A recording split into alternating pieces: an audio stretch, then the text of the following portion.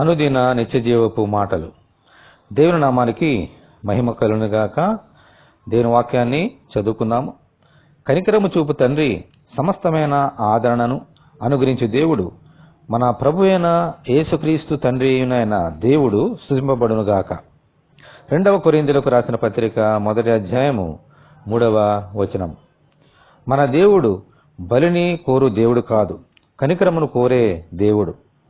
యేసయ్య ఈ లోకంలోనికి వచ్చినప్పుడు అనేక మంది రోగులను చూసి వారి మీద కనికరపడి స్వస్థపరిచారు.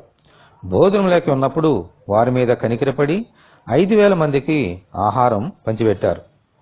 ఈ లోకంలో ఉన్న ఆయన బిడ్డలమైన మనలను కనికరించి ఆదరించడానికి తన ఆత్మను అనగా పరిశుద్ధాత్మను మన యొద్దకు పంపారు. ప్రతి శోధనలోను, శ్రమలోను, కన్నీటిలోను, వేదనలోను కనికరించి ఆదరించే దేవుడు మనకున్నారు. అటువంటి దేవాది దేవుని మన ప్రార్థనలో అనుదినము స్తుతించుదాము. ప్రభువా, మీ కృపను బట్టి కనికరమును బట్టి దేవా మీ కొందనాలు. మీ కృప లేకపోతే ఈ లోకములో ఒక క్షణము కూడా జీవించలేము. నీ కృప ఆకాశము కంటే ఎత్తైనది, సముద్రము కంటే లోతైనది.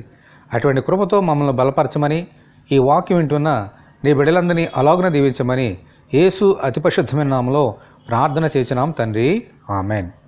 దేవుని కృప మనందరికీ తోడేనుగాక. పరిశుద్ధ దేవుని మందిరం.